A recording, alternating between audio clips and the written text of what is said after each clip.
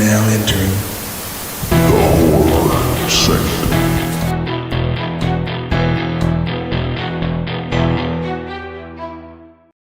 Hello, and welcome back to the Horror Sanctum podcast. I'm Jay with John and Kellen. And man, I am so tired. I just got back from a walk, a long one. I Hey, try to maintain a speed of 3 miles per hour, which is actually harder than you think. Anyway, see what I did there? And if you look in my background, you can probably figure it out. This week we're talking about 2025's The Long Walk, directed by Francis Lawrence and based on the 1979 novel by the same name, written by Richard Bachman, which is a pseudonym for the one and only Stephen King. If you're not familiar, many people said this was their new favorite Stephen King adaptation, so I'm interested in you guys' take. But if you're not familiar, teens participate in a grueling high-stakes contest where they must continuously walk or be shot by a member of their military escort group. This did just come out last year, so it is still fresh and new. So, as always, spoilers. spoilers indeed. uh, He um, said it. He said the thing. yeah, 2025 is the long walk, an hour and 48 minutes and 88% on Rotten Tomatoes. Um, an hour and 48 minutes. We're going to circle back to that in a second, but first we got to get the elephant out of the room or elephant in the room taken care of. Mark Hamill is a terrible actor. Such a Yes. bad actor. That is my third Yes. note on my page. He He's sucks. And a voice actor, fantastic. Actor, sucks. so bad. Yeah, So boy, bad. he is. It reminds me. It's like the actual act getting role actor version of doing one thing and then going to every convention that you can possibly get your name on because you did one thing one time in a movie that people follow. He's living off Star Wars, like, And he's charging like everyone, 400 plus for an autograph. which is Oh insane, God. insane. But he keeps getting roles not because he's a good actor, but because his name's Mark Hamill. Um, and people associate that, oh, Mark Hamill's in it, I'm going to go see it because the love Star Wars. That he is not great. He is far and away the worst part, the weakest part of this entire movie. Um, the other thing that is weird to me is how much they focused on pooping. Like, it doesn't happen once; it happens multiple times that we watch somebody pop a squat. You could do it once and then just trust the audience knows that that's happening again at some point. If somebody ends up having the problem and they get shot, but it's just like every 5 minutes they're like, oh, somebody's got to poop in the road. Up, got another shitter. Like, come on. We didn't have to see like actual dropping out. We got it. We get we know what's happening. They've been walking for a long time. Things are gonna happen. Um, all that to say, and I'll probably be the most generous, maybe. I don't know. Could be surprised. I love this movie. I really enjoyed it, and here's why. It's acted very well, excluding Mark Hamill, which luckily he is not a huge part of this movie. He's kind of the person that introduces it and the person that finishes it, and then he's a little bit in the middle, but you kind of he fades into the background. The walkers, all of those guys are incredible. The fact that they develop multiple storylines within a group all doing the same thing is so well done. The guy getting the one guy killed and then not being able to deal with it the whole time, having his emotional breakdown that keeps interfering with the main story of our two main characters. Um, the backstories that each one of them kind of gives is along the way. This movie, it's gonna be. We've talked about it before. It's gonna be one of those movies. Again, not high rewatchability. This is not a this is not a feel good movie that you're going to go back to watch again and again. You will probably watch it again because it is so well acted. And the amazing thing to me that they did, this is all one scene. This isn't, I mean, there's a couple of little flashbacks but for the most part, this is all one long scene. We're not multiple set designs, multiple whatever. The scenery changes because they're walking, but this entire movie takes place on a road. And to be an hour and 48 minutes and not be so bad that you want to turn it off when literally they're just doing the same thing for that whole hour and 40 minutes is a testament to the writing and the acting, that it keeps your attention, that things keep happening in different ways. Even when it happens again, that somebody gets shot for falling behind, it's still jarring, because along the way of this, what is it, 3 days that they walk? It's not a long time, I don't remember, but it's only a couple of days that they walk. But as they're talking after the first kill, you start to develop an attachment to these characters, and you know the ending. It's one of those catch 22s. Like, you don't want to get invested in the characters because you know what's going to happen to them, but you can't help but get invested in the characters. And so then you don't want what's going to happen to them to happen to them. I mean, the whole premise is everybody walks, one person wins. And I don't care, how muscular or strong or crafty they are, they're being followed by a tank and an army. So they're not they're not going to surprise them in any way where where you think that something else might happen. But again, that's a testament to the writing. That's a testament to the way this movie is shot. It's very well done, and it's fairly monotone. It has a yellow tint to it throughout the whole movie. But it works. It works for what it is. It works for being kind of a period piece, basically, because I think this is based in the 70s, around the time that it was written. Dystopian American future. I don't know if you watch the news, but we're not far from from something like this. So while fiction now, maybe not in the future. But I really enjoyed it. I think it deserves its 88%. I think this is one of those movies that is really well done, really well acted, and definitely worth a watch, at least once. I'll probably eventually watch it again, probably with my wife or daughters, just because, like I said, I think it's very well acted. It's a very, very well done movie. So I really enjoyed it. The first thing I want to ask is I want to ask this because I really want to know, how long can a human being walk straight? Because if you read and look this up, it says a healthy individual can walk 5 to 7 miles without significant training. So in this movie, they cover like what, 200 miles? What is it, like 160, 200 miles That was nonstop? in the 300s, wasn't I it? mean, 300. You're right, more. How? Okay, and I'm not being a smartass. Is that physically remotely possible ever? I think I don't it's think it is. I think it's one of those things where you kind of have to suspend a little bit of belief. I think it also comes down to motivation and the fact that they did give them food. Now, if this was a situation, they gave them food and water anytime they asked for it. So they're not worried about. The problem is the sleep deprivation. That's the one part of Yes. this that they don't address at some And point. On cramping. some point, day two, yeah, cramping as well. And they had a little Yeah. bit. They had the one guy Yeah. who started Yeah, having right. Well, leg they were cramp, but sleepwalking at some point a little bit. they They were had to, because if you don't sleep for 48 straight hours, you're going to start hallucinating. Yeah. And they would have started seeing random things, and maybe that was a little bit why the one guy went psychotic. But yeah, to walk 300 miles for nonstop, um, I think even David Goggins would have trouble with that.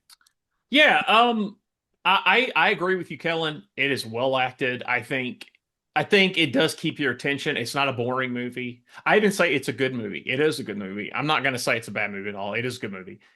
I think where I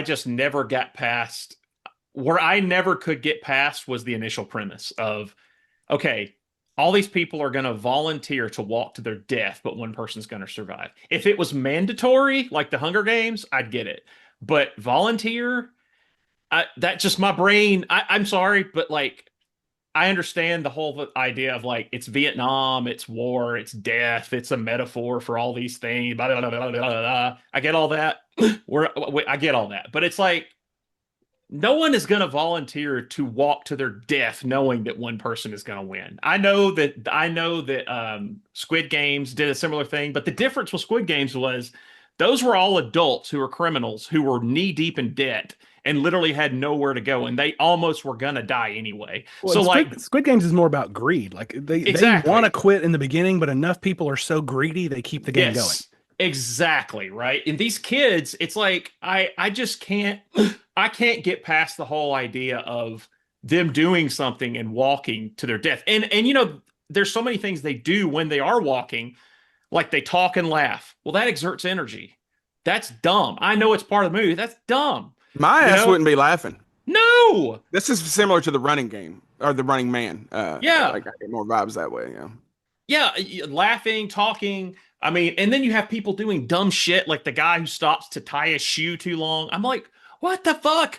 Like, is the whole, I mean, it's like, are they trying to tell you that people are so stupid they don't take this stuff seriously and they are willing to die for dumb? Is that the whole point that people in Vietnam did things not realizing they were walking to their death? Like, I guess if that's maybe the message, maybe I'm not seeing it clearly because some of the things like that just, I think it's hard when you see a movie that's this well made and the premise has such dumb ideas like that are so like all they had to do was change it, make it's mandatory. You have to do it. You're held at gunpoint. You have to walk. It's not a choice. That easily fixes the whole problem right there. It's not volunteered. Um, I think the lead two people, Pete and Ray, the two guys who played those actors, great. The guy who plays Ray, he's awesome. He's awesome in Alien Romulus. He is one of the best actors now I have seen in modern day. And the other guy, the white guy playing Pete, he's good too. Or sorry, the guy playing Ray's the white guy. He's the guy that's good too. They're both great, right? But I don't have any problem with the acting or the direction or like the shots, how it's filmed. The premise is hard to jump into. I think I've said this a lot with a lot of movies, but I do think this is one of those things you could make into a play. You could put it as a play. You could put like a platform where they're walking in line, and you could do like Act 1, 30 miles, and you have this thing come up and it stops. And they do Act 2, 60 miles. And I kind of think it would probably work pretty well if you did that. I know it's kind of silly imagining a big walking track for people or what do you call it? Like a treadmill or something for people to walk on a stage, but Mark Hamill, yeah, he's fucking horrible. And he's great as the Joker in the Batman animated series. He's great as Luke Skywalker, but oh my God, every time I see him, he makes this movie low budget. Like anytime he would come on the screen, it's like I would see the movie and then he would come on and start talking, and I'd be like, this feels like direct to DVD. Right when I saw him, it was like direct to DVD, right when it pans to Mark Hamill's face. I don't know. The premise is where it got me. And the whole idea of, okay, so they're walking because the country's lazy and they're going through this recession and there's been a war, and somehow people walking to their death is going to motivate people to like work hard. Like, that's that is a blatant dumb thing that people are going to be motivated watching their children get murdered. right. This is where, so I'll be honest, guys. Like, and I've priced this for, I'm not a Stephen King guy. I never have been, because I feel like Stephen King, like, I feel like all of his movies that are good are ones that people do not adapt directly from his books, because it's pretty clear when he has charge of films, they're worse. And the people who take liberties are better, always. And you can see it when Stephen King actually does something besides Maximum Overdrive. It's terrible. And it's like this. Misery's really good, and it's pretty close to the source material. Misery, there you go. Okay, but that's probably that and Maximum Overdrive is probably the only. Well, Stephen King and cocaine. Right. For Maximum Overdrive. Yeah, I mean, I think this one, it's just like there's an interesting idea there, but there's so many things with the plot that are so silly when you try to break them down. You have to go with that, and I think you have to just accept that. Like initially, you have to be like, okay, I'm willing to believe that these kids who were kids are willing to accept death on the chance that they'll get money to help their family. Like they'll just not think about it. Like that's something you either are with or you're not with it. I'm not with it. Like I immediately was just like, that just doesn't. I clock maybe some kids doing that, but I don't clock all those kids doing that, you know? I don't know. I get the praise. I just feel like that's where the hole is. I will say that Barkovich guy, man, that was a sad thing, because at first it's like he's this piece of shit, and then at the end, you know, it's like a very sad end for him at the end. A lot of the deaths are sad in the movie. I mean, you care about them, like the kid like walking around on his nub ankle where it's like cracked. And then you got the poor kid taking a shit, like multiple, like number 45? That would be me. I would be the kid. I would be 200 feet into this thing, I'd be taking a shit. I wouldn't even take a mile. I'd be like, we've been walking for 30 seconds. I have to take a shit. Go ahead and shoot me because I'm not going to be able to stop, you know? That would be me. I don't know. I think the guy who plays Pete really adds a lot to it. The guy from Alien Romulus. He's awesome. I think he really adds a lot to it. I thought it was I understood the whole idea of Ray wanting revenge against the Major because of his dad dying, but I thought his dad dying was kind of dumb because it's like his dad has a kid and a wife, and he dies because he doesn't want to just. What is it? The guy says, "Do you pledge allegiance or do you?" And he's like, "No," and he shoots him. It's like, dude, you have a kid and a wife. Who gives a fuck? Just tell them what they want to hear. Like, is your pride really more important than taking care of your fucking family? Like that kind of stuff just drives me nuts in stories like that. I'm like, we're supposed to watch that and be like, rah, rah, idealism is better than reality. No, it's not. It's not. Like, don't patronize people. And it's like, that's where to me, these kind of things turn into like political statements and they're so one-sided because you know it is. Like Stephen King wrote this and it's like, he's trying to do a political statement. And it's like, people don't think this way. People are nuanced. They don't just make dumb decisions like that. Unless we have a second coming of the plague, and then everybody buys all the toilet paper. Well, that too. Yeah, there is that. But I don't know. I think it's a good movie. I just think the premise is dumb. I think the ending. I kind of wonder what happens at the end after the Major gets killed. You know, does he let him go? Does he get arrested? What happens to him? You know, he kind of just walks off into the sunset. So you kind of don't know where that goes. I don't know. I haven't read the book, so I don't know if that's addressed in the book. I know people who listen to us that have read it because when I saw it, I was like, "Oh, I love the book." Blah blah. So if there was a different ending, let us know. There is, and I think it's the characters are switched in the ending.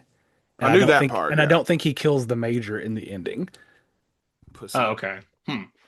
Yeah, and I wonder if that would be like I don't wonder where they went with that. Okay, what's the point then? Right. What's the point? What's the point of putting your life and your essentially your family with your mom Yeah. at all this giant risk if you don't fulfill what you set out to do? Yeah, it's overall, I do like it. I think it is good. I do think it's a good movie. I think it's worth seeing. I don't think it's bad at all. There's just things about it that really irk me. And I hate when a movie like this comes out and there's so many good bones about it and there's so many good pieces to it, but there's just some things they could tweak or change and they don't. And it's just, it drives me nuts, films like this. I would say that's my rating is I like it. It's good, but it annoys the fuck out of me.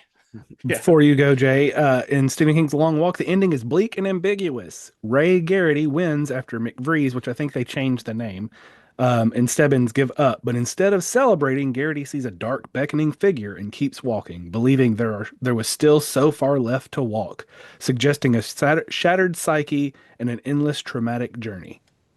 Oh, traumatic. Wow. So that kind of falls in line. I've mentioned this before once or twice.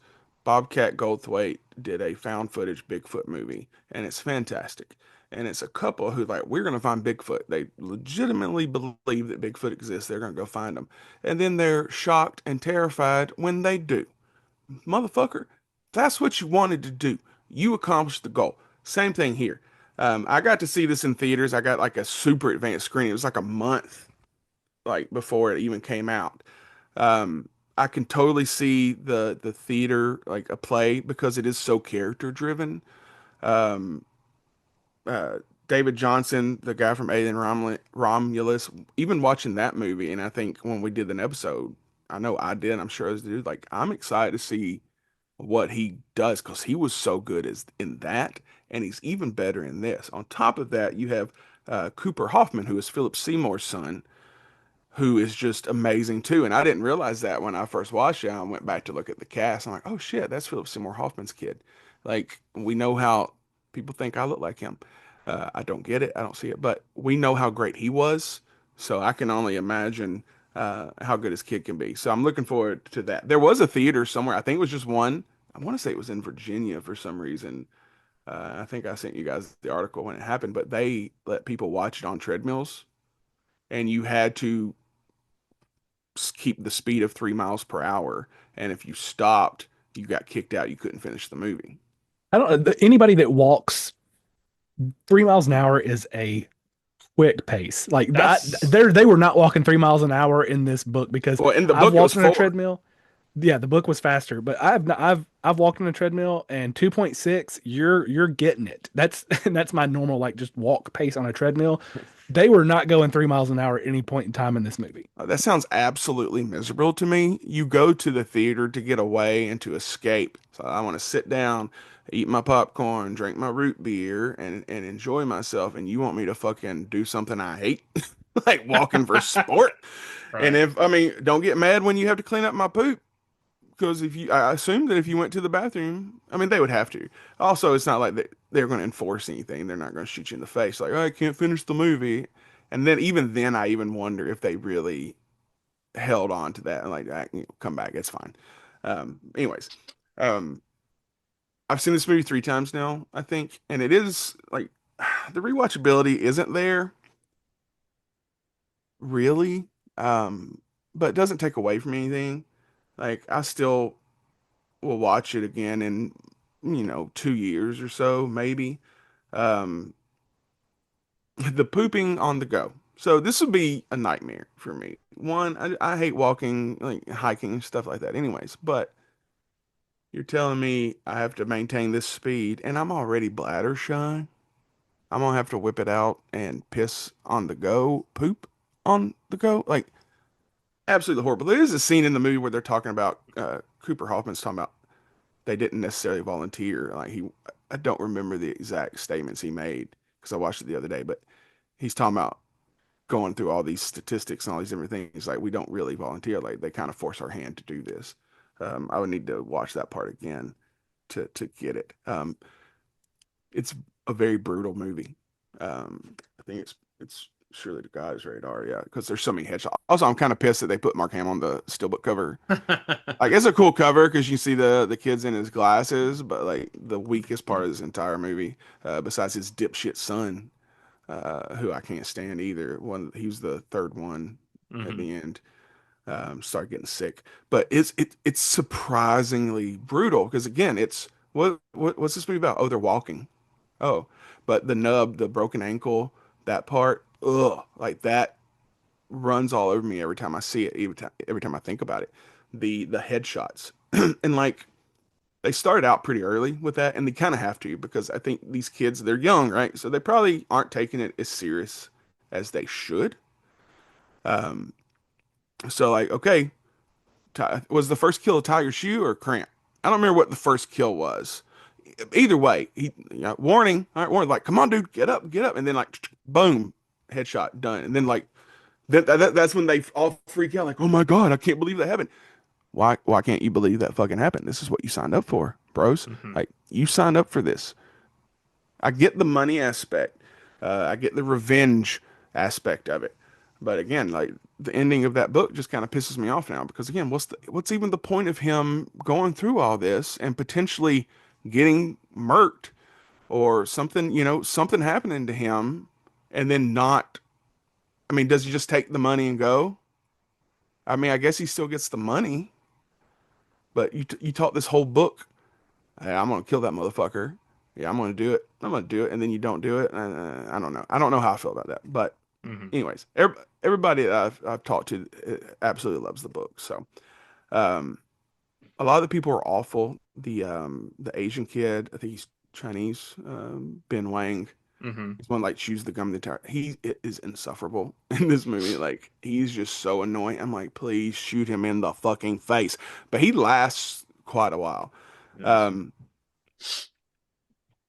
I did want to ask you guys because everybody they all packed something, right? Like food. Should have packed extra pair of shoes. Cooper Hoffman packed his fucking baseball that him and his dad used to pass around, which is a waste of space. But what would you pack for a situation like this? Extra pair of shoes. Extra pair of shoes for sure. Socks, Advil. Probably like Yeah. a big ass a bag of like Cheez-Its or something because No-dos, you gotta keep your energy. a bottle And of I no-dos. also maybe I missed it, but they don't check their bags or anything, right? No, they don't. Mm. I guess Bring a if you've fucking got a gun. whole military platoon behind you, you're probably not worried if somebody brings a 9 millimeter. But if your Right. goal is to kill Mark Hamill's character, pack a gun, shoot him in the face, you get killed, mission accomplished, and then people see this, and then maybe you spark some sort of a change, right? Hmm. But maybe that's just something that we missed, but they actually did check the bags. I don't know. So I like this movie a lot. I made Lindsay watch it. She liked it, which is kind of a sign. Like I trust those rankings more than Rotten Tomatoes. Not really, because she doesn't like a lot of things I like, but like if Lindsay likes it, it's probably a decent movie. So, um, but yeah, I liked it a lot. Seeing it in theaters hit a little different. It felt a little bit more brutal in theaters, and you're just kind of like, oh shit, oh shit, oh shit. But yeah, I just I'm excited for Cooper Hoffman and David Johnson, where that goes in the future. I'm looking forward to whatever they do. Um, it's just fueled by that dialogue and emotion, and that's something I've always harped about is if the dialogue shit, the movie shit. And now you're sitting here with kids walking for 300 plus miles, and all they're doing is talking and pooping on the go. Like you have to have good actors. You have to have a good script to make that work. And I think it worked. It's frustrating. It's scary. Like Kellen said, it's not that far from our future, it seems, our trajectory. But yeah, other than that, I can't really build on anything else you guys said. I liked it a lot. Definitely watch it again. Recommend it to anyone who hasn't seen it. Definitely should watch it at least once. Um, yeah, so we'll go around and give our rankings, close up shop. So, John, I would easily, if this was me, I mean, I would Charlie horse and shit myself in like 2 miles if I was doing this. If I was in the long walk, that would be me. I'd be the first one to fucking die. So I'm not. I'll just say that right now. Trip and be Yeah. on the ground like Peter Griffin holding your knee. Ah, Ow. ah. Yeah. one of the best Uh, best scenes from that show of all time. um. Oh yeah. The acting and suspense, the shock of the death, it's all good. That all of it is good. The premise is just I can't get past the premise, and I think it's just I think with movies like this, what they're trying to do, I know it's like a metaphor for things. I can see it, but I think where it kind of loses me is they take this idea of this could be us one day, but in reality, this is not what that would be at all.